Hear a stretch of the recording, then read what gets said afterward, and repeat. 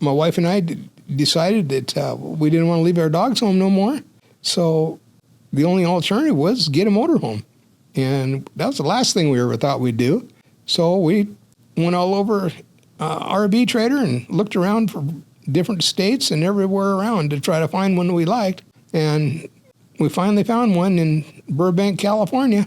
And we drove over on a Friday night, and boy, what a mistake that was.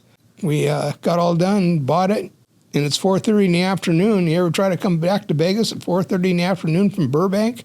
Oh my gosh, the traffic was horrible. And we got home about midnight after that little fiasco. But, and they did a little bit of work on the motorhome for us, and then they delivered it to us to Prim. And then we picked it up, and then we were so happy we did it because my niece was getting married in Denver, Colorado.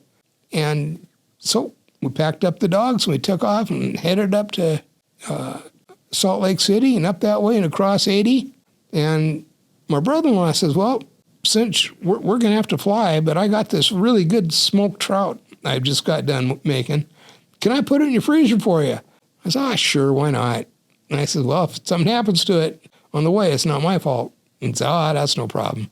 So we take off and go over there, have a really nice weekend with the wedding and stuff. And then we thought, well, since we're this far, let's go down to Albuquerque. My wife used to live there, and she had some friends there, so we went down to have dinner with them. And it was a really beautiful drive all the way down through Santa Fe and on into Albuquerque. And we spent a couple of nights there, had a real nice dinner at just a super family Mexican restaurant. It's right in a neighborhood. It was way out of the way. You'd never find it if you're looking for it. And it was just great. And we stayed there. And on the way back, we just stopped a few places and visited some more friends in Phoenix. And off we came back to Las Vegas. And cute little story is I threatened my wife. I said, I'm going to get a sign put on the back of this thing, 92 and still RVing.